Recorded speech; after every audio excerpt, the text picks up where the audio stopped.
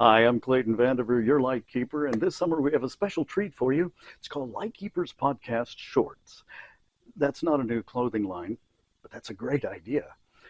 Actually, it's short episodes under 10 minutes long of our most popular Lightkeepers Podcast episodes. This is part 2. Enjoy. Welcome to the Lightkeepers Podcast. I'm Clayton Vandiver, your Lightkeeper, with the show dedicated to everyone who wants to get the most quality out of life that they can. We don't talk about the end of life. We focus on the quality of each and every remaining day. My co-host, as always, is Charlene, our very own TAME licensed clinical social worker certified in the state of Florida. We invite you to join the conversation this week about Clayton and Charlene, and so much more on this edition of the Lightkeepers Podcast.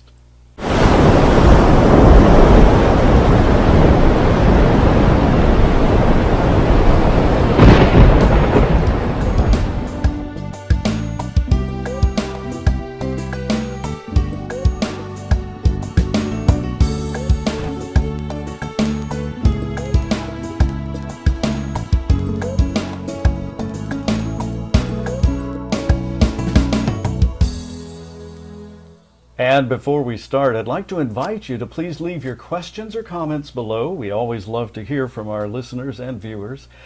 If you think of this show as sort of like Tool Time, or what was Bob Vila's show, This Old House on PBS. So if you look at this show a little bit like that, I'm kind of like Tim Allen. I'm kind of like Bob Vila.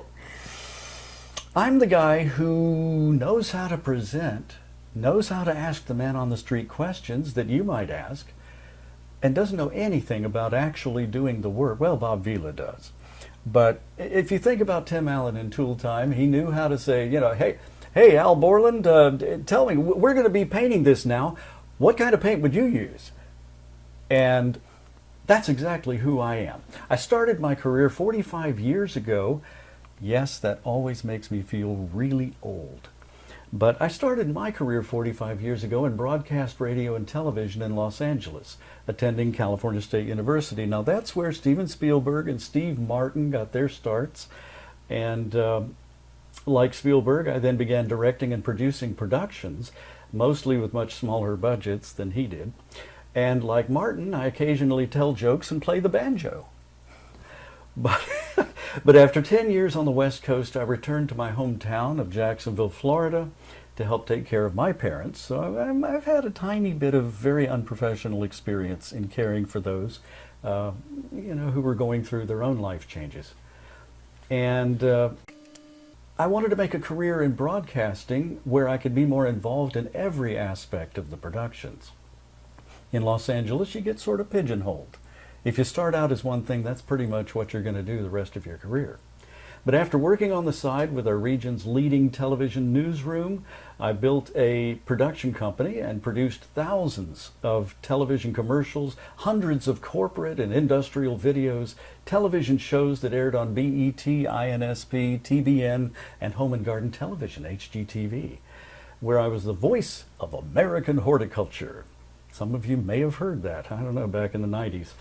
Along the way, I began teaching college classes in media and film, completed my master's in education, my master's in business, and my learning continues, probably to my last breath, because even now I'm finishing a PhD in communication. So, my education will continue, possibly even beyond my last breath. But let me tell you some staggering numbers. 20,000 hours of broadcast radio, 50,000 hours of broadcast television I've been involved in the production of. And that makes me feel very old, but very excited for the next possible step in this great adventure that I'm in. And that's why I love sharing all of the information that you have to bring to our viewers and to our listeners each and every week, just like this. So I've introduced Charlene as a licensed clinical social worker, myself as a professional broadcaster, and she has a lot more letters after her name because of all the qualifications she has. What does that mean for our audience? So what that means for our audience is I know how to give them the guidance and support that they need to get through difficult situations if they have a loved one who has a life-limiting illness or a terminal diagnosis, but I may not know the best ways to get it out there in front of them. You know the best ways to get it out there in front of them, but you can't really provide that guidance and support, at least not ethically or legally. That's correct. But I do know how to get you in front of the camera so that you can get it out there. So together, there you go. Together, just like Tim Allen and Al Borland. I don't think so, Tim. Tim the Toolman Taylor. Well, so you've been a lifelong and very dedicated patient advocate in all of your roles. Where all have you worked? Oh my goodness. Well, as I mentioned, I have worked in hospice, which I feel is my true calling, my true support. That's where I feel most at home, oddly enough. I worked in hospice for over 5 years, where I helped support probably the better part of 10 to 15,000 individuals as they came to the end of their life, and supported their families as they went through that process. I worked in the crisis care unit for hospice patients, which is basically where patients come when their care can no longer be managed at home or in a home setting. So there I was able to provide support. I have seen people die, thousands of people, which as a social worker, as a medical social worker, to me that's normal. I have seen that so many times that it doesn't faze me anymore. And it was really interesting because when I went to work in the hospital, in the ICU and in the trauma department, the first time one of my fellow social workers actually saw someone die, they didn't know what to do, and it surprised me. I have taken for granted all this time. That was their first experience? Yes, and so I took for granted how little experience people have with that, and that really got me thinking, you know, if another social worker who has the training that I do can be caught off guard with that. That's a good point. Then how earth-shattering must that be for a family member or a loved one who's watching someone go through that? And who it's happening for them for the very first time, and it's someone they actually truly have an investment in. Yeah, it really gave me a change in perspective. And working in the ICU, I got to see firsthand, especially partnering with the trauma department, how when someone is faced with that reality, suddenly, you know, there wasn't the long illness and the long decline. This is someone who had a catastrophic event, and they're now dealing with this in a very limited amount of time. And so that brings about a completely different set of stressors.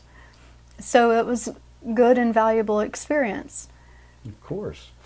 Well, and again, it's very exciting for me to be able to bring this level of experience to listeners and viewers, because especially on a topic that you don't find people talking about every day, especially one that's considered almost taboo, because you know, we talk about things that sort of lead toward oftentimes the end of days. We don't focus on the end of days. We focus on the quality of life that you can still get leading to that point. In society, there are really only two ends of the spectrum, and that's what society focuses on. You have the one end of the spectrum where it's taboo, you don't want to talk about it. If you talk about it, you run the risk of bringing it to fruition, best swept under the rug and ignored.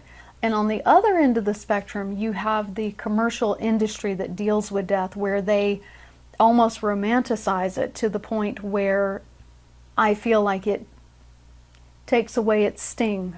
Death is painful, and it should be, because that places the value on life and relationships. And if you don't have that pain that comes with the loss, then that life and that relationship had no value. So what I want to do with this show and with A Guiding Light is to help people find that in-between where they're educated about it and they know enough about it to take some of the fear away from it, but to help maintain that value. Absolutely. Well, and I love bringing this information to the public through you because it's so important to open this conversation and make it a little bit less taboo, I believe. Absolutely. And that's sort of my mission in creating